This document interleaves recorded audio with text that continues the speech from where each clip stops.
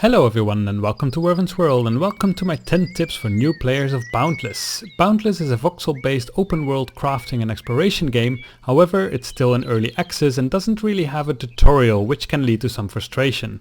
Therefore, as a new player myself, I thought I would collect all the things I've learned in the short time that I've been playing it, so you don't have to make the same mistakes as I did. So I hope they will be useful, and let's get started. Tip number 1. Boundless features a much different hand system than it does in, for example, games like Minecraft, because you can equip items in different hands. However, when you scroll through them, you switch between both at the same time. So let's say I have here a set, stone hammer and torch.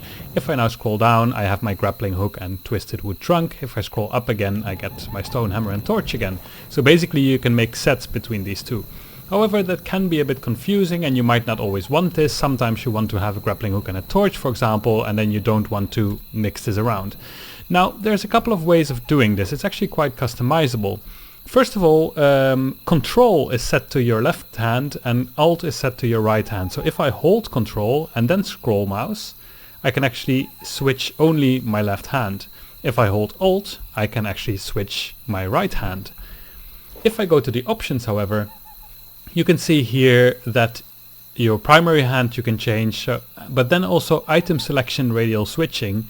If I put that on primary hand, then if I put my primary hand on my left hand, then when I use my scroll mouse I only switch the things in my primary hand. So now I'm not holding any buttons, I'm just using my scroll mouse, and now I'm switching my primary hand. If I want to switch my secondary hand now, I can still hold Alt and then switch. So you can really customize this to the way you want to use this, but it's good to know of the options so that you know what fits with how you play. Tip number 2. When you're looking for resources to dig, don't just dig around randomly, and the reason for this is that unlike Minecraft, here the distribution isn't even. What that means is that basically in Minecraft, as long as you are at a certain height, you can kind of just dig around and you're sure to hit something at some point. However, here the resources spawn in much different ways. First of all, they spawn in specific biomes. For example, ancient tech components spawn more close to the surface than, for example, gems do.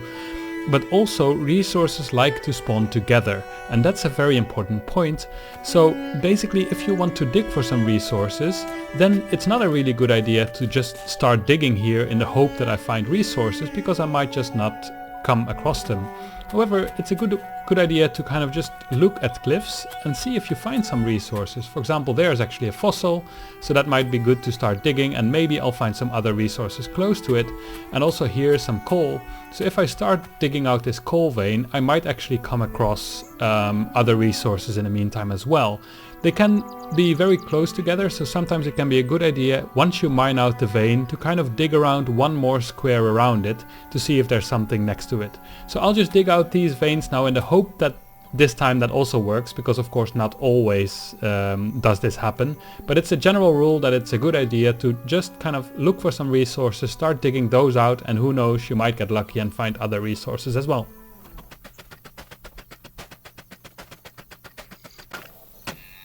And as you can see here, I found an ancient tech component right next to this coal that I dug out. And this is really nice, because before I knew this, in the first night I actually dug for about 4 hours before I found one of these, because one of the first missions is that you are looking for one of these. And I just couldn't find it anywhere, but that was because I had the Minecraft mentality where I just kind of dug into a certain direction and hoped to find it. So as you can see here, now it's spawned right next to the coal. So again, if you want to find specific resources, just kind of start digging out other resources and they might be clumped together. Tip number 3. In this game you can split your stacks as well, except it works different than in most other games. In most other games you can kind of hold shift or control while clicking on a stack in order to take some of it but not all. However, there's no button listed here anywhere that allows you to do it. So I was a little bit confused if it was not possible or it was. But after some digging I found out that if you open your inventory, you basically hold your left mouse button, so you click on this and you hold the left mouse button, and then you get this circle. And that circle says how many you take off this stack. So let's say I want to take 5 of this stack, and now I release the button and I can put it here. So I took 5 off, and now for example I can put this in a machine, or I can trade 5 of my metamorphic stones instead of immediately having to trade all 50. Tip number 4. When crafting, make sure to always try to craft a lot at once. The reason for this is that you get a discount. So let's say I want to craft a stone axe, and I click on the stone axe, and as you can see here I can craft a single axe for 4 sticks and 2 stones. However, if I craft 10 at once, I can craft 10 for 29 sticks instead of 10 times 4 is 40, so basically I get a 25% discount on sticks.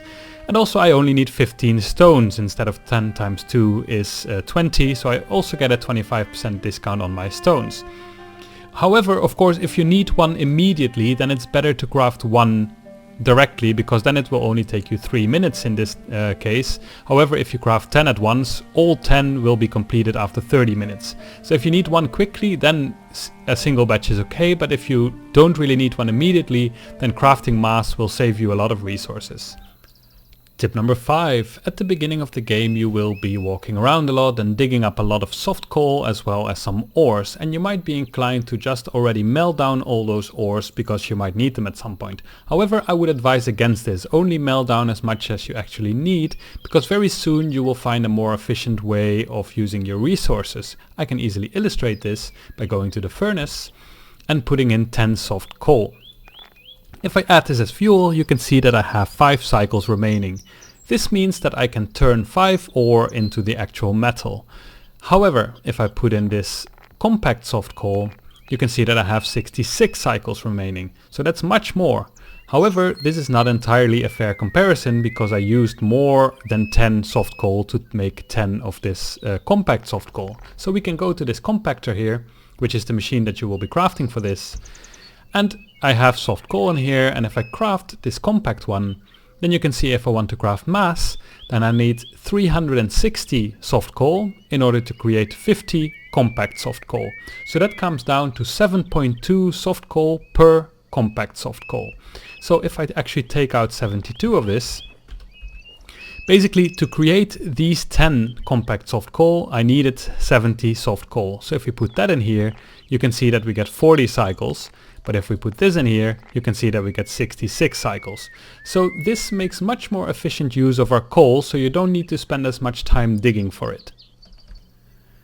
Tip number 6. This game has a very nice and interesting way of making your inventory more efficient, and this is through smart stacks. So it's good to know how they work. If you open your inventory, you can see that some of my things here have hashtags, and that is either when you have more than 99 of one item, or when you have different items that fall into the same category. For example, here I have a copper ore smart stack, and as you can see there's a number 146 behind it. If I right click this, I can open the smart stack. And you can see that there's not only copper ore in there, but there's also silver ore in them. So everything that belongs to the category of ore is automatically put into here. However, this does not always automatically add it to smart stacks. For example, let's say I take something out of a machine, then it might just put it into an inventory slot. So sometimes it's good to go through your inventory and see whether you have things from the same category.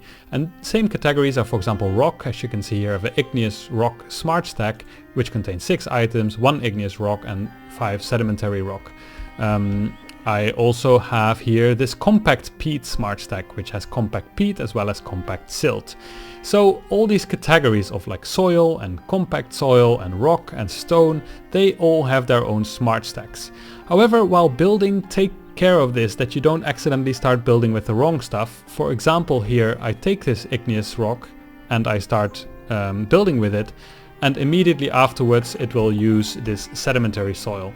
So be careful that you don't actually use the wrong materials when you're building, because then you'll have to spend time destroying it again.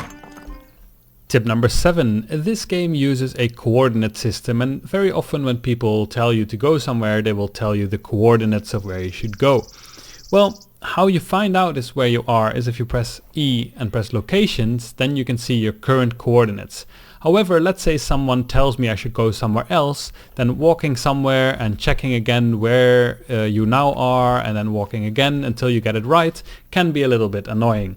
At the moment there's not really a, elegant way of doing this better. However, if you press period twice, you change the UI into something else. You can press it another one to get your normal UI back as well. And then you can see this line here called camera pos, which is basically the position where your camera is at the moment. And there's 3 numbers there. And the second number is basically your height. So don't really pay attention to that. But your first and third number, those are the most important. And you can see those increasing and decreasing when I go somewhere. And that's an easier way of kind of like tracking directly of where you're walking and seeing if you're walking in the right direction. Tip number 8. When you're building something, it's very easily to fall off ledges. So you can actually prevent this by using the creep button, which is by default it's bound to C, as you can see here, but you can of course change that. So if you hold C, then you cannot fall off anymore. And then you can much easier build the way you want to. Tip number 9. If you're ever stuck or you just want to go home and don't feel like walking back all the way, there's a couple of things you can do. First of all, you can press escape and you can return to Sanctum, and then you have to wait for 10 seconds.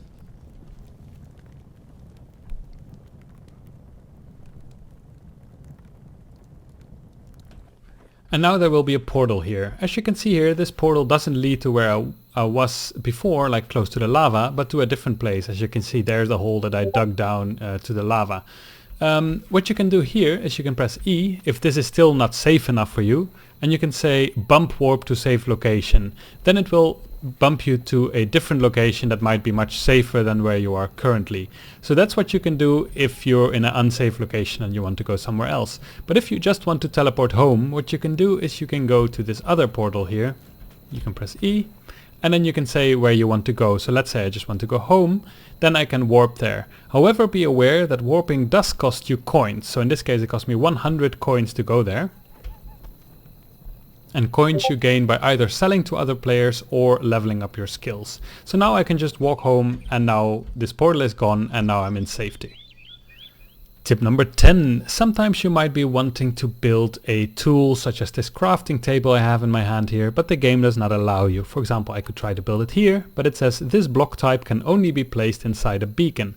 However, my beacon is right there. Why am I not allowed to build it? I can build stuff further away from that beacon than this thing is.